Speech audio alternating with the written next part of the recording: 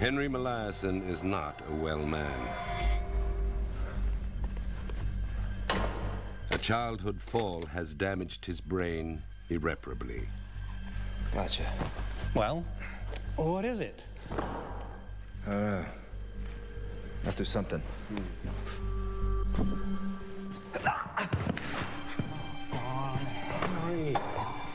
The accident has left him with severe epilepsy. Mike!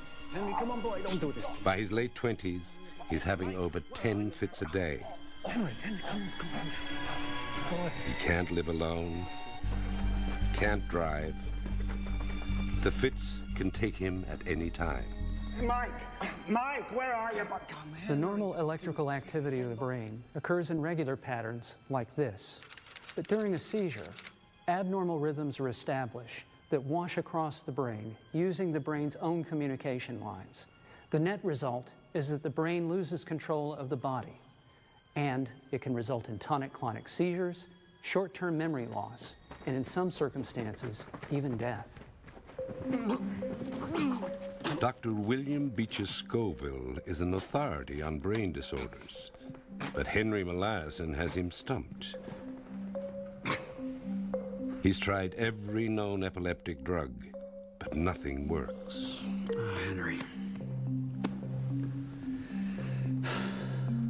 Brain science today is in its infancy, but in the 1950s, it had barely reached conception. There was a rough idea of what areas of the brain were responsible for which processes, but the ways they interacted or worked together weren't really known. In fact, most of what was known was only known because of people who had survived brain injuries. And so everything new that was attempted was a step in the dark. Scoville is a charismatic, high-octane risk-taker. To help Molaison, he got a new and radical idea. It's ruining my life, Doc. I'd like to try something, Henry. Usually, when a brain short circuits like yours, we take out half a region called the hippocampus. Only your case is so severe, I'd like to take out the whole thing. Now, it's never been done before, but I've got a hunch it'll work. It's thought that some epileptic seizures may be caused by an excess of the neurotransmitter glutamate in the brain. Now, when there's too much glutamate, an excess of calcium is released, and inside the brain, that can be very dangerous. Now, the hippocampus generates glutamate, and so removing it should decrease calcium levels and decrease the frequency of seizures. I don't know, Doc. Sounds kind of risky. Life is risk, Henry. And to be honest, with the life you have... Bob.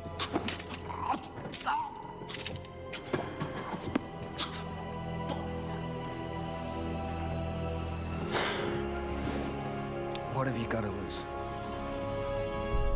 Scoville was willing to perform this surgery because his patient was in desperate need. He had very uncontrolled epilepsy. He had very little quality of life. Still, he was playing a little bit fast and loose because he didn't know what the outcome would be. Despite his uncertainty, Henry agrees to the surgery. Cauterize. Dr. Scoville burns out Henry's entire hippocampus. Time will tell if he is being bold or reckless.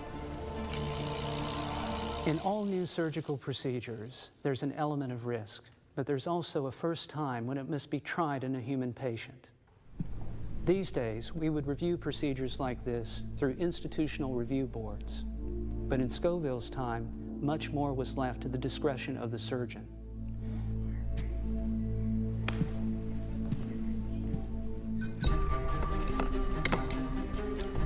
After a few days, the signs are good. Morning, Henry. Hey, not a single fit, Doc. Tremendous.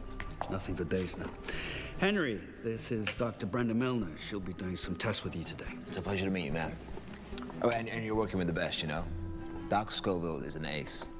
Enjoy your breakfast, Henry. Henry's epilepsy seems to be cured. So what's the problem? Just wait.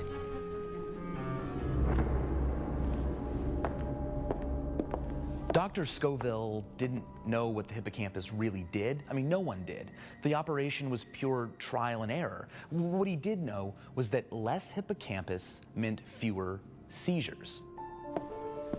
Morning. Hey, steady as a Chevy, Doc. That's great. Hi, I'm Henry. Pleasure to meet you, ma'am. See what I mean? Henry's operation has done more than affect his epilepsy.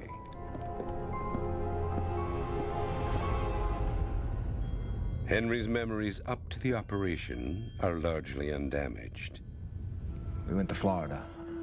Mom and Dad took turns driving. I had my head out the window listening to the engine the whole way down. Good. Now, what do you remember about yesterday? Well, now I think about it, not a lot. But he cannot create new memories at all. How about this morning?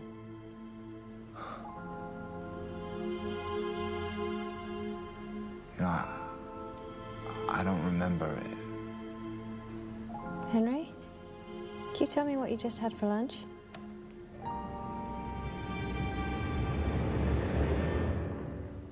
Henry Molaison is a tragic victim and a scientific miracle.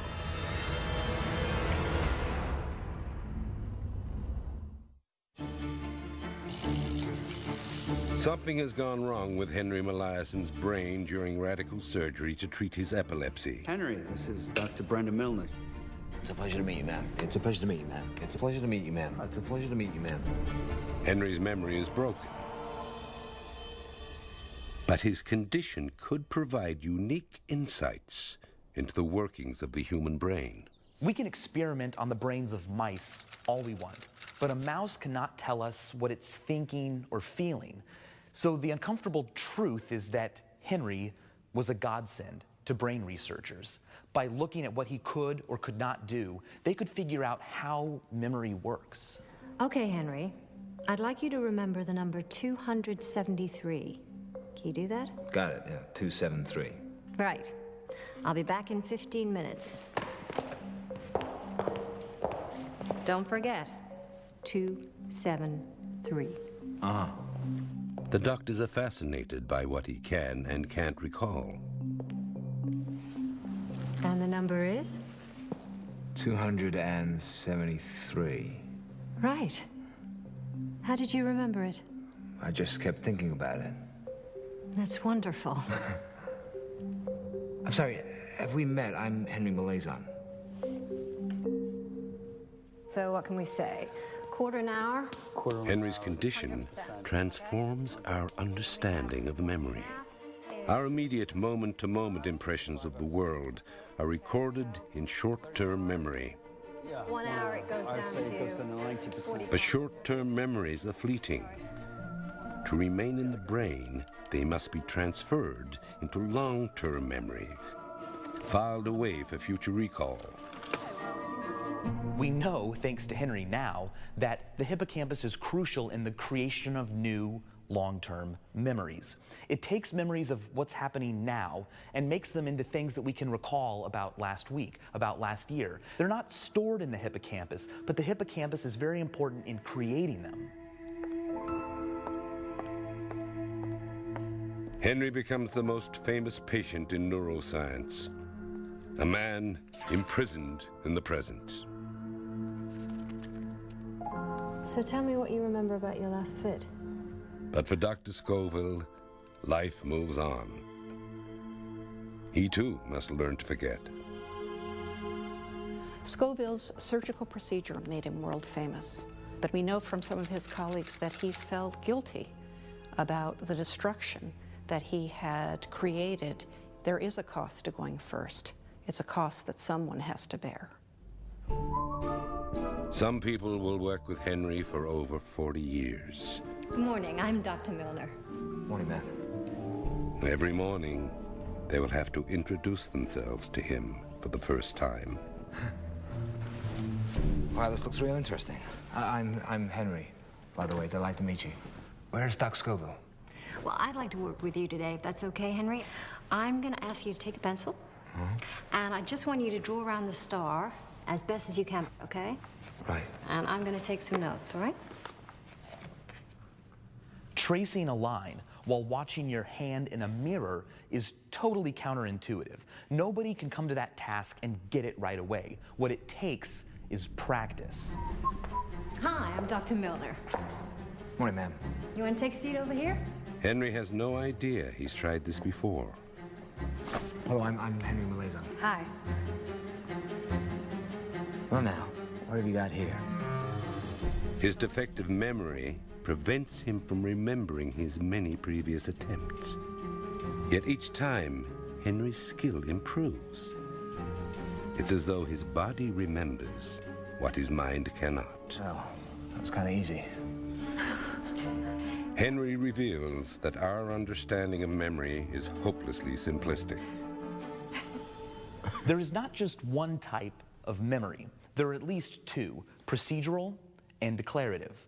Declarative memories are the things that you remember remembering, the places you've been, things you've said to people, things they've said to you. We went to Florida. But procedural memory allows us to accomplish tasks, physical ones like driving a car or riding a bike.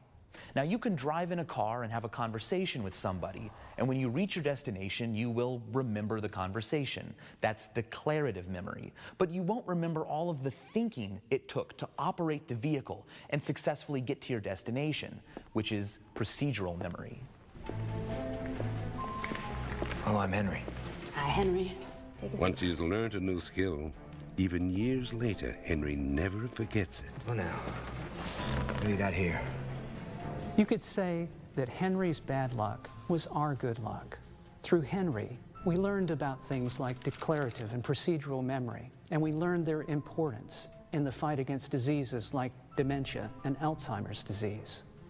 If you'd ever met Henry, he wouldn't remember you, but we'll never forget Henry's contribution to science. Gotcha. But every day, Henry wakes up pretty much the same 27-year-old man who had radical surgery. Hello, Dr. Scoville. Hey, Doc, you in there? He remembers his 27th birthday, This place has really changed. but not his 50th, How do you do it so fast? or even his 70th. So what's this? The truth has to be hidden from him.